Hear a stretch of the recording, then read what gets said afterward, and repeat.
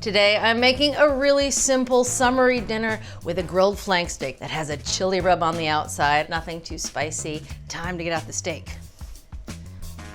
Oh, she's a beauty.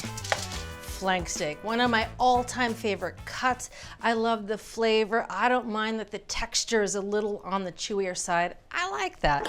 Also, it's relatively inexpensive and you can gussy it up for so many different things. So when cooking flank steak, you can go as simple as just salt and pepper, but as I mentioned, I'm gonna put a little spice rub on it, kicks things up to make a little bit more flavorful, but not so spicy that it's not okay for kids, because there's always kids at this house and I want them to be able to eat whatever we're eating. So put that aside for a minute. Bring up a little bowl to make a spice mixture. First up, some chili powder. We're gonna add 2 tablespoons of chili powder. And the branded chili powder you use really can affect how spicy it is. So choose a chili powder that you like. All right, so 2 tablespoons.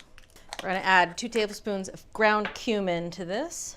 There we go. Next up, some ground coriander, just a tablespoon of ground coriander. There we go. Obviously, I'm not being really finicky about leveling off the tablespoons. It's a spice rub, a little extra here and there, not a big deal. Now some kosher salt. We're gonna 1 tablespoon of kosher salt. All right, next up, some black pepper, 2 teaspoons of that.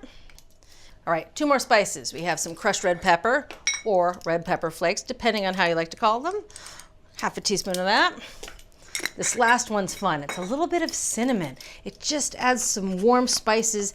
It doesn't taste sweet, but it adds that element to the spice rub that I really like. All right, 1/2 teaspoon of that. And that's it. Really all pantry friendly ingredients. Nothing really out of the ordinary here. I'm gonna mix this all together. All right, onto the steak it goes. Now if you notice, I have this steak on a rim baking sheet, but I've lined it with aluminum foil. This is my grill trick. I bring the raw food out on a foil lined tray, and then while the food's cooking on the grill, I ball up the foil and I have a clean tray to bring the cooked food back in on. I'm also gonna use this to make it easy to add the spice rub without making a mess. Add the spice rub on both sides. Oh yeah. Like I said, this flank steak's a little on the smaller side, so there's a little extra rub that doesn't have anywhere to go. That's okay. Now, one trick I've learned over the years is I like to coat the steak with just a little bit of oil because it helps bloom those spices and bring out their flavor, but it also helps turn the spices into a nice crust.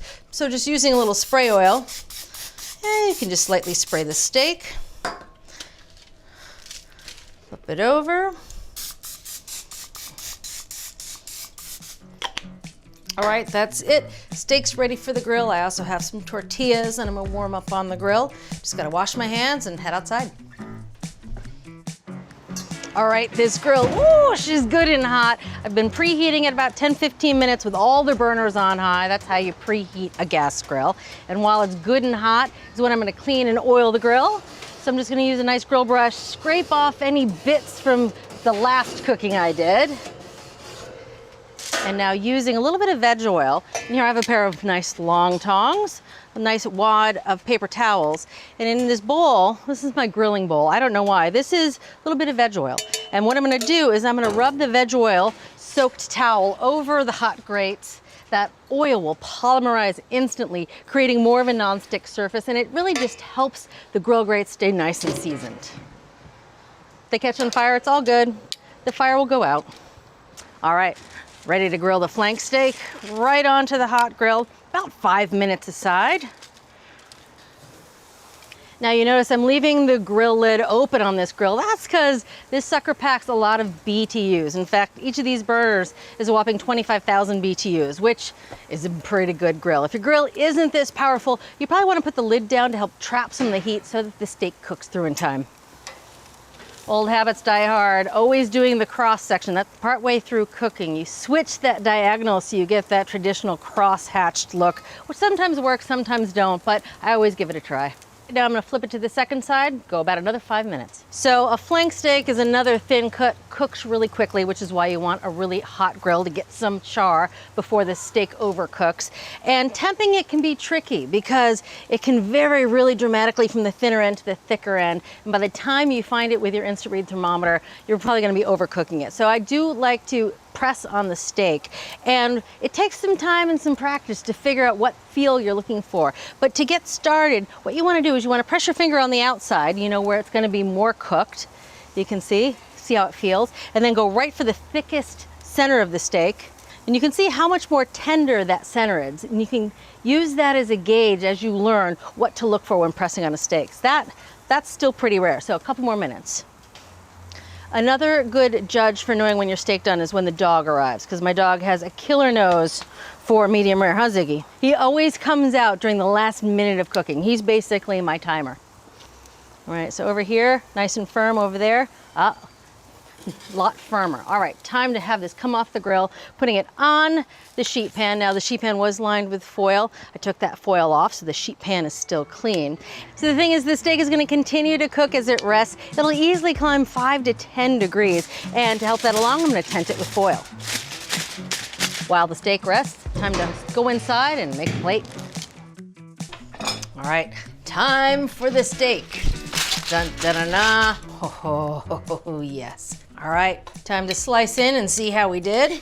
Oh, I love seeing that nice rosy interior. Of course, it's a little more well done on the ends, a little more rare in the middle. Again, perfect for company because some people like it a little more well, some people like it a little more rare.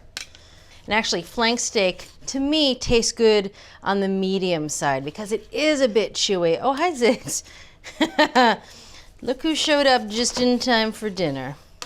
Right in the center, you can see that beautiful medium, nice and rosy. That's how I like it. Oh.